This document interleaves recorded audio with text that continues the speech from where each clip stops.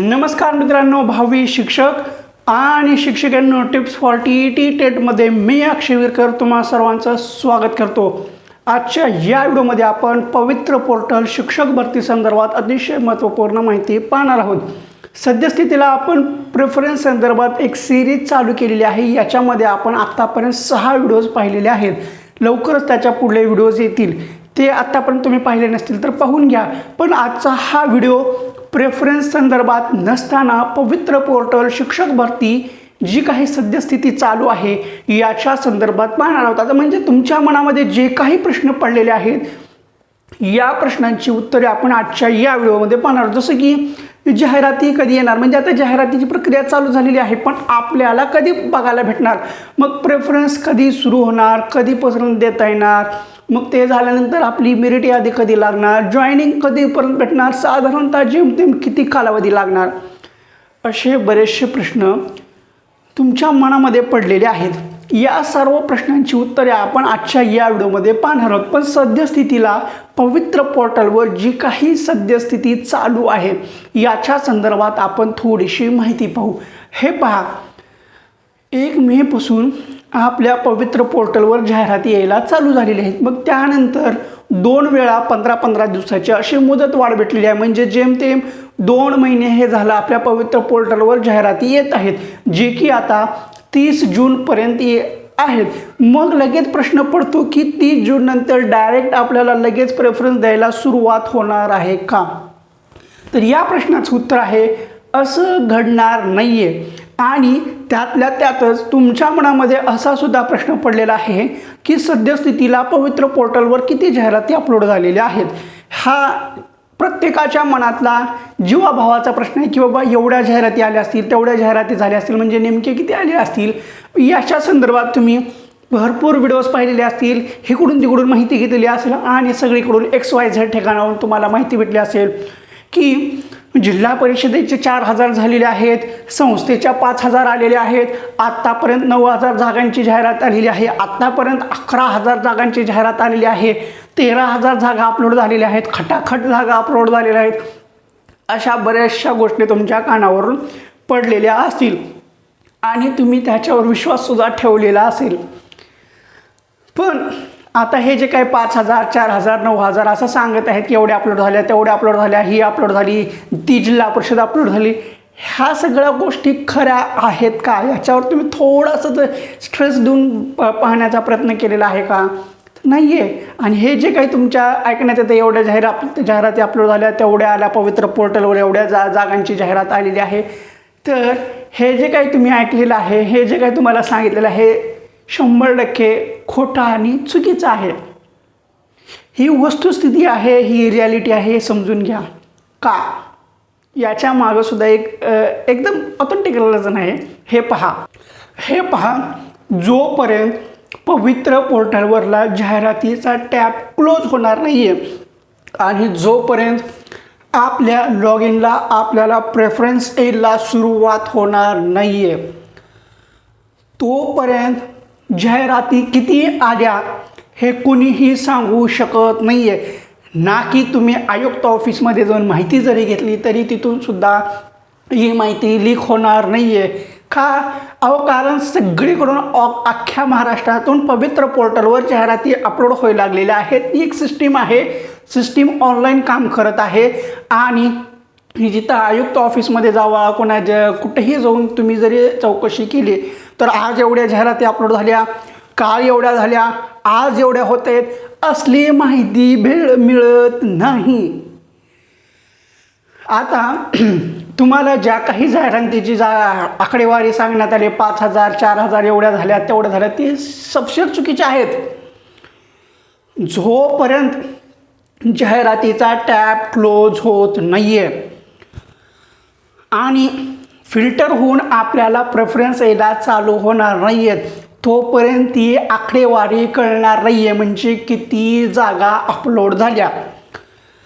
आणि त्यावेळेसुद्धा आता ज्यावेळेस मुदत संपून प्रेफरन्स यायला चालू होईल त्यावेळेस जरी आकडेवारी समजली, त्यावेळेसुद्धा फक्त एवढीच आकडेवारी समजणार आहे की जिल्हा परिषदेच्या एवढ्या जागा, संस्थेच्या एवढ्या आणि विथ इंटरव्ह्यूच्या एवढ्या। त्यातसुद्धा नंतर तुम्हाला माध्यम वाईज समजणार नाहीत, आरक्षणावाईज समजणार नाहीत, ना की विषयानुसार समजणार नाहीत.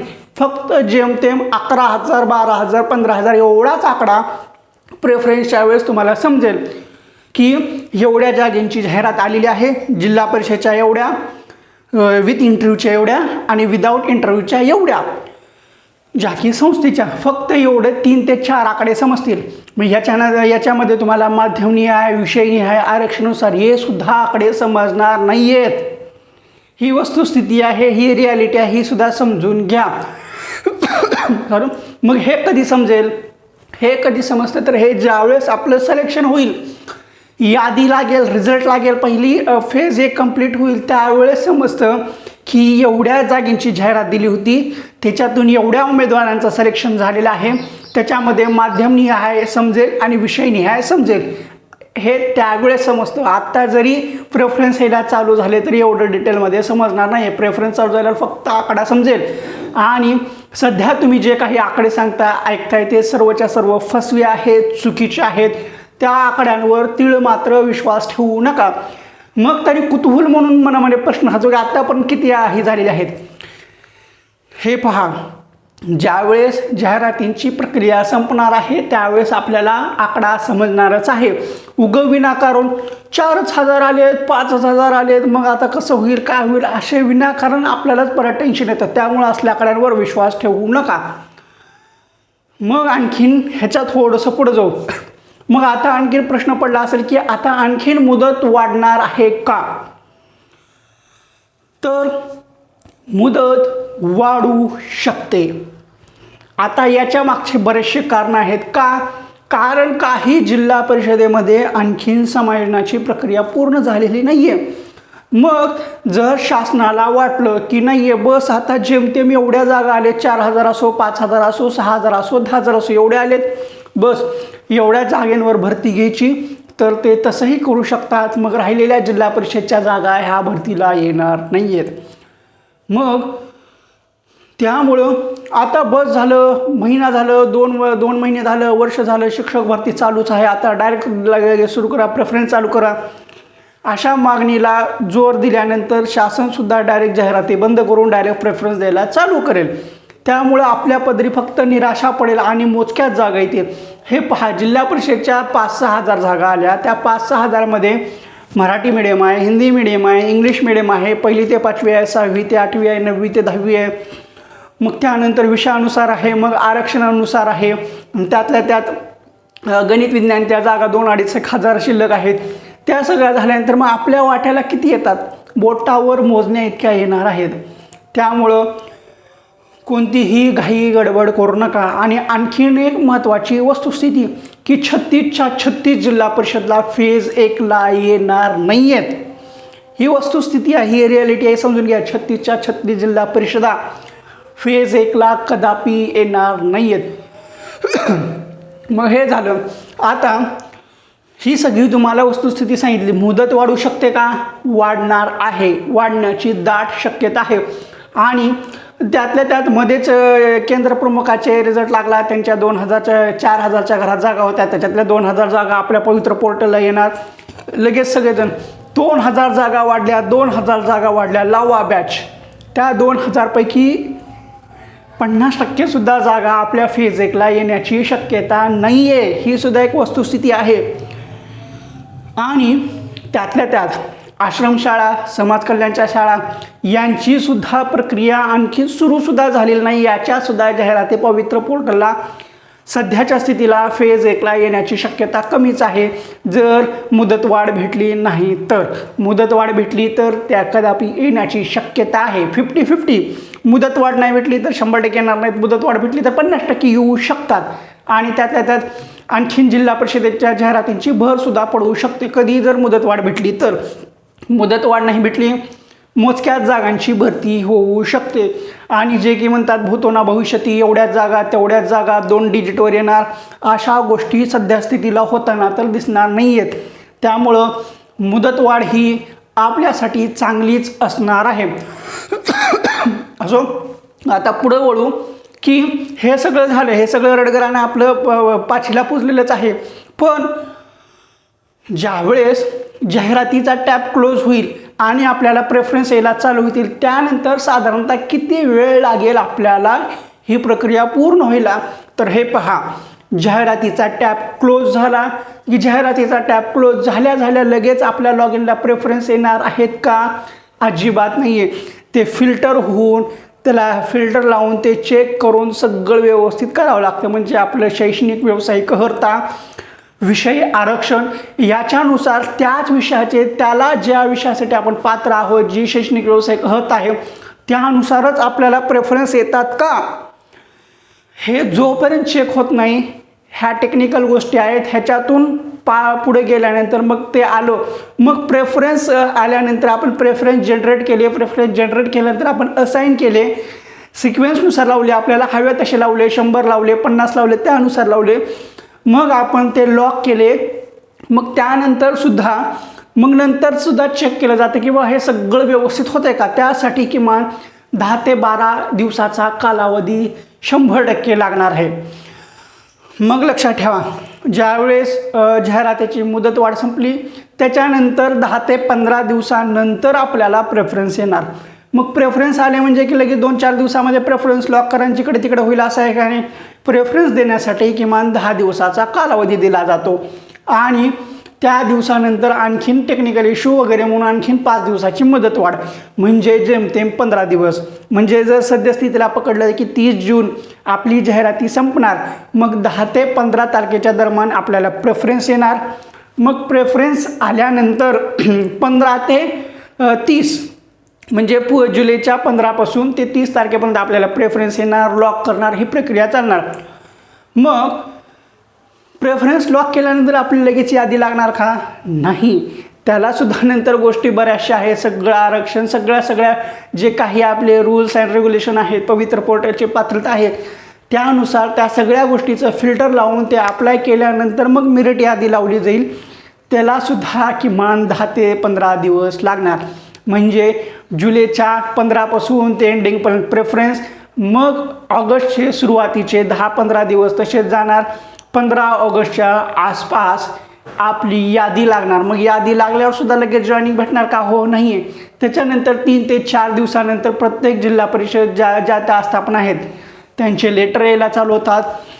मग समुपदेशनाची तारीख द्यायला चालू होते. तिथून 15 दिवस आणि जॉईनिंगसाठी आणखीन एक 10 दिवस.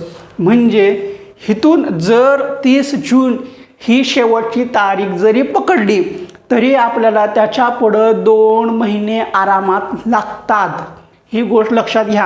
म्हणजे जाहिरातीची प्रक्रिया संपली आणि प्रेफरन्स लगे आपल्या लॉग इनला आले म्हणजे आपली लगेच जॉईनिंग झाली असं नाही आहे. प्रेफरन्स जरी आले तर तिथून सुद्धा 2 महिन्याचा कालावधी जातोय. ह्या गोष्टी लक्षात ठेवा. हे जेमतेम मी तुम्हाला आकडा सांगितलेला आहे, म्हणजे किती कालावधी लागू शकतो हे एकदम सरळ स्पष्टपणे सांगितलेलं आहे. असो, ज्या गोष्टी महत्त्वाच्या होत्या, ज्या गोष्टी सांगण्यासारख्या होत्या त्या सर्व मी तुम्हाला व्यवस्थितपणे सांगण्याचा प्रयत्न केलेला आहे. तर ठीक आहे, आजच्या या व्हिडिओमध्ये इथंच थांबू आपण. तुम्हाला हा व्हिडिओ कसा वाटला तो कमेंट बॉक्समध्ये सांगा. व्हिडिओ आवडला असेल तर व्हिडिओला लाईक करा. व्हिडिओ पाहून तुमचा काही फायदा झाला आहे असं वाटत असेल तर आणि तरच आपल्या चॅनलला सबस्क्राईब करा. आणि जे काही आपण प्रेफरन्स संदर्भात सिरीज चालू केलेली आहे त्याच्यामध्ये आत्ता पण 6 व्हिडिओ झालेले आहेत, ते तुम्ही पाहून घ्या. पाहिले नसतील तर पाहून घ्या. त्याच्यातून बराचसा तुमचा फायदा होऊन जाईल. म्हणजे प्रेफरन्स बॅच वगैरे लावायची काही आवश्यकता लागणार नाही आहे. आणि प्रेफरन्स देणं ही काय तेवढं काही रॉकेट सायन्स नाही आहे. एक तर तुमचे शैक्षणिक व्यावसायिक अर्हता, तुमचे मार्क, तुमची TET किंवा तुम्ही CTT कशामध्ये पात्र आहात त्याच्यानुसार जाहिराती पाहिल्यानुसार प्रेफरन्स देणं सोपं जातं. त्यामुळं बॅच लावणं ही काही रॉकेट सायन्स नाही आहे. आणि आणखीन एक महत्त्वाचं जाता सांगतोय की 2022-23ला मेरिट एवढं लागलेलं आहे. मग तेवढं मेरिट लागलं म्हणजे आत्ताच्या ह्याला 5-10 मार्कांनी जास्त लागेल किंवा 5-10 मार्कांना कमी लागेल. मग इथलं मेरिटला कमी लागलं होतं म्हणून आता जर प्रेफरन्स आलं तर तिथं प्रेफरन्स देणं योग्य राहील. असल्या गोष्टीकडे पडू नका. त्या फसव्या गोष्टी आहेत. ते झालं, काळ बदलला. आता आपल्याला याचा अंदाज नसतो की त्या भागातून किती उमेदवार आहेत, ह्या भागातून किती उमेदवार आहेत. प्रेफरन्स देणं जरी चुकलं आपलं तरीसुद्धा आपली निवड ही आपल्या मार्कावर असते. ही गोष्ट लक्षात ठेवा. प्रेफरन्स फक्त आपल्याला ह्या ठिकाणावर नोकरी द्यायची का त्या ठिकाणावर नोकरी द्यायची हे सांगतात. ना की नोकरी देतात. नोकरी मार्कावर तुम्हाला नोकरी भेटतात आणि जॉईनिंग तुम्हाला प्रेफरन्सनुसार भेटते. साधं सरळ लॉजिक आहे. असो तर ठीक आहे, इथंच थांबू. पुन्हा भेटू पुढल्या एका व्हिडिओमध्ये अशीच महत्त्वपूर्ण माहिती घेऊ.